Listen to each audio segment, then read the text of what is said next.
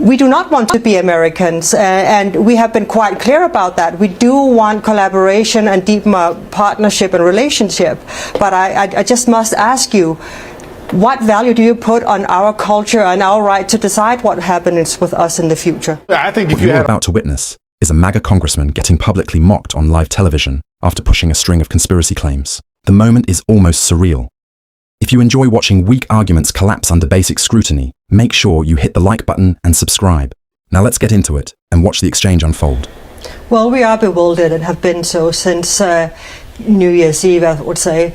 This is an entirely new situation where an ally is threatening to annex or even occupy us. Are people preparing for some kind of military invasion in practical terms? Well, people are scared and people are preparing themselves in the ways they can. Like what? But of course we're not aiming at a military invasion.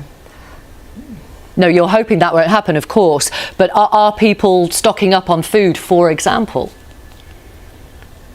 Well, I've been hearing that some of the stores have been running out of some materials and other, but I think right now we're just trying to make sense of the news of the world and figuring out what is it that the states want with us. We need some clarity in these coming days, and we need to deepen the dialogue that we have already started. Congressman, you've just heard the minister. People there are scared and potentially preparing for your democratic country to take their democratic country by military force, a NATO ally, a sovereign country. That's outrageous, isn't it? Well, I mean, I think the idea that the United States would take Greenland by force is absolutely absurd, and quite frankly, it's a talking point from globalists who are trying to sound an alarm. Let's be honest, the GDP of Greenland is roughly 3.3 billion. Sure, and if I may, when Donald Trump... I'll finish. 3.3 billion is, and yet, China has invested $450 billion into the Arctic Sea in just a 5-year period from 2012 to 2017. So if you're in Greenland and you are alarmed, it should be the buildup of resources by China in the region. And you can look at other countries that they've come into, whether it's the Belt and Road Initiative, or if you look at their Thailand, Taiwan, Hong Kong, etc. So look, at the end of the day, the United States of America protects the Western Hemisphere to include Greenland, and we are looking to have a productive dialogue. End of story. Donald Trump has had multiple... Of course, sorry, Minister, do come back. Do talk to our congressman. Yeah, I just want to say that in Greenland we do understand that we are a part of the American national security sphere. We get this. What I want to know is, by your standards, what is your plan and your proposal? Leave the people of Greenland. And we do not want to be Americans, and we have been quite clear about that. We do want collaboration and deeper partnership and relationship. But I just must ask you, what value do you put on our culture and our right to decide what happens with us in the future? Yeah, absolutely. I think that's a valid question. I think as we look, we're entering into a new era. When you look how open the Arctic Sea is, the Greenland Sea there, the Arctic Ocean, Greenland Sea, and so you look at Russia has 8 nuclear icebreakers deployed. China has 5.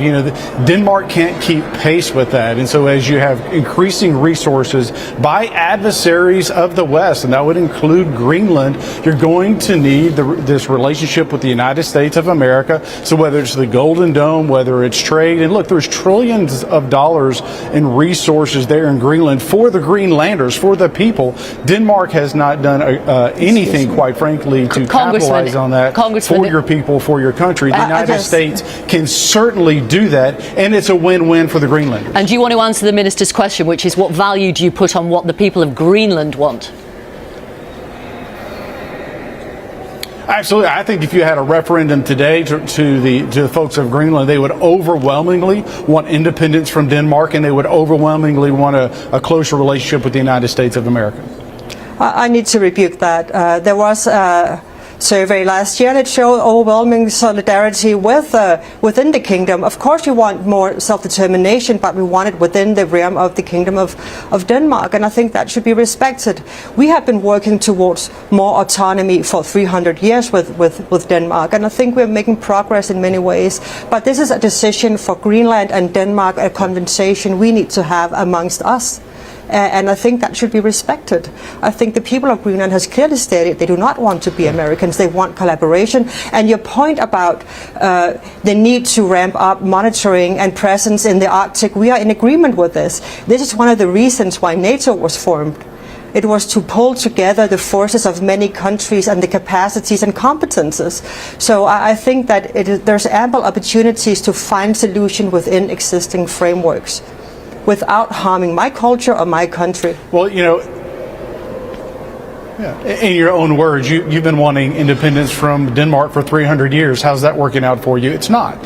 And now we have a shift in global initiatives and powers in the region.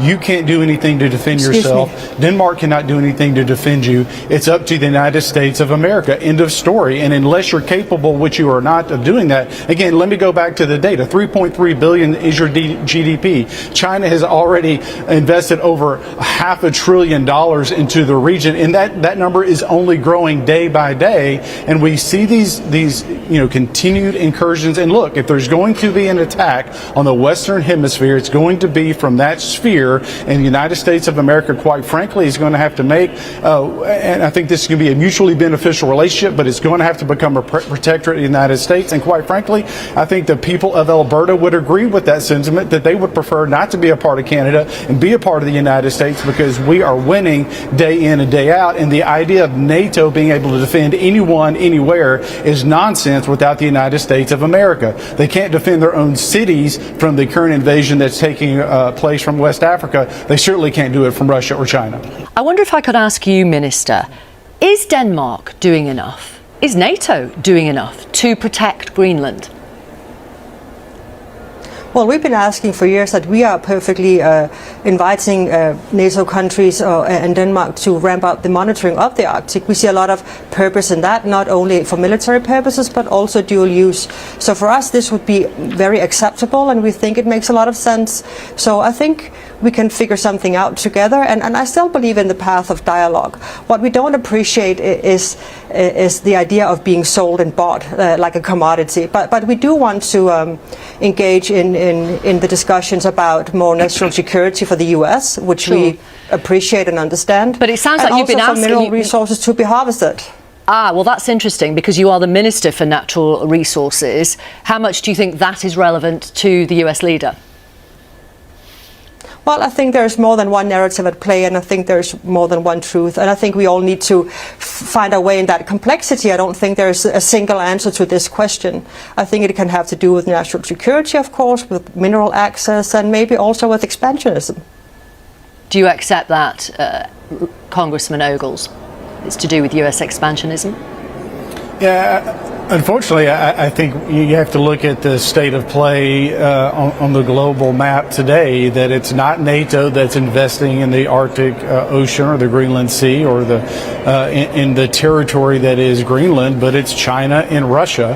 And unfortunately, we cannot sit idly by and allow that to happen. So as far as Greenland goes, NATO is defunct. It has not had a role. The handful of troops that they're sending there, it's symbolic, and I totally understand why Macron or some of the other leaders were going to want to stand up at Davos and come across as strong in their own roles. I get that and understand that. But at the end of the day, when you look at global peace, the world looks to the United States of America. And what I'm telling you, what the president is telling you, is that Greenland is an integral part of our security and global security, and the time for talk is over. We have to move forward. The clock is ticking. We continue to see China. We continue to see Russia advancing and investing in the region when no one else is, and no one but the United States has the capability or the resources to push back and fight this fight. And final word to you, Minister, in response to the Congressman, and also your message to Donald Trump, who will be addressing Davos tomorrow. Well, one thing I find baffling is I hear this about the need to control Greenland and own Greenland in terms of making sure that the U.S. is safe and sound. I just don't know how my freedom plays into all of this and how the freedom of my people plays into all of this. I think if you talk about freedom and security, that should extend to us as well, us being an ally, Denmark being an ally. Thank you, both of you, and thank you for your patience as well. And what we just watched contains so many problems that it's hard to know where to begin. Let's start with the moment that triggered laughter in the studio. Around the 15-minute mark, defense analyst Sam Kiley actually begins to laugh, and that reaction says a lot. It's essentially the outside world responding to the kind of talking points that often circulate inside the MAGA information bubble. Congressman Ogles leaned into a familiar fear tactic, suggesting that West Africa somehow represents an invasion threat moving toward the United States through Greenland. The claim collapses under even basic scrutiny. Geographically, it makes no sense, and from a military standpoint, it's equally implausible. Statements like that might get polite agreement in certain partisan spaces, but when they're presented in front of people who actually study geopolitics, the response isn't serious debate, it's disbelief. But beyond the absurdity of that claim, something more troubling showed up in the exchange. Pay attention to the way he addressed the Greenlandic minister. She asked a straightforward and respectful question: what value do you place on our culture and our right to decide our own future? His response, stripped down to its essence, amounted to saying that the decision ultimately belongs to the United States. That comment revealed a deeper mindset. It reflects a worldview that doesn't really treat allies as equal partners or respect national sovereignty. Instead, it frames smaller nations as subordinate players, whose history and identity are secondary to American strategic interests. In that moment, he essentially dismissed centuries of Greenland's cultural and political development as irrelevant compared to Washington's security priorities. Then came the most revealing part of the entire discussion: the polling data. The host pointed out that roughly 85% of Greenlanders oppose becoming part of the United States. In a functioning democracy, that statistic alone should settle the matter. Public opinion at that level leaves very little ambiguity.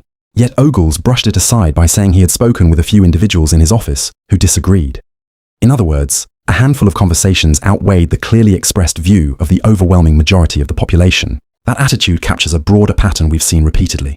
Evidence, polling, and electoral outcomes are dismissed whenever they contradict a preferred narrative. In that framework, the story being told becomes more important than the facts on the ground. This exchange happened on the BBC, but the confidence and dismissal we witnessed there reflected a mindset that is very much real.